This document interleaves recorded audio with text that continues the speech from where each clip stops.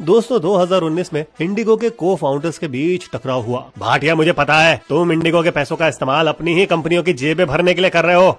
देखो गंगवाल, वो डील्स हमारी कमाई का 1% से भी कम है। राय का जबरदस्ती ना पहाड़ मत बनाओ। अरे मुझे सब पता है, बोर्ड के मेंबर्स को भी तुम ही चुनते हो, सीईओ को भी, सबको। अरे पर ये तो शुरुआत में ही तय हो गया था ना, अब क्यों खामा उछल रहे हो। अब यही दोनों इंडिगो फाउंडर्स के बीच की 6 साल पुरानी लड़ाई भारत की सबसे बड़ी एयरलाइंस के चौंकाने वाले कोलैप्स की वजह बनी, जिसके बाद दिसंबर 2025 में 4000 से ज्यादा फ्लाइट्स रद्द हो गयी और हजारों यात्री फंस गए। इससे भारत की सबसे भरोसेमंद एयरलाइंस में दबे हुए सभी मुद्दे और खराब मैनेजमेंट का खुलासा हो गया। दोस्तों, इंटरग्लोब एंटरप्राइजेस के राहुल भाटिया और एविएशन के दिग्गज राकेश गंगवाल ने 2006 में इंटरग्लोब एविएशन के रूप में इंडिगो की शुरुआत की। अपने कॉम्पिटिटर्स किंगफिशर एयरलाइंस और जेट एयरवेज के उलट, जो ग्लैमर और फैंसी सर्विसेज पर ज्यादा फोकस करते थे, इंडिगो ने ऑपरेशनल डिसिप्लिन पे ध्यान दिया। एक ऐसा डिसिप्लिन जो उन्होंने एयरबस A320 का इस्तेमाल करने से शुरू कर दिया था, जिससे ट्रेनिंग और फ्लीट प्लानिंग सिंपल हो गई और इकार्स जैसे सिस्टम लागू किए, जिन्होंने टर्न अराउंड टाइम ट्रैक करने में मदद की। वहीं उनकी ऑपरेशनल टीम हर मिनट ग्राउंड एक्टिविटी की निगरानी करती थी। इस तरह उनके नए फ्लीट ने मेंटेनेंस की देरी और फ्यूल की लागत कम की, जिससे इंडिगो का कॉस्ट एडवांटेज मजबूत हुआ।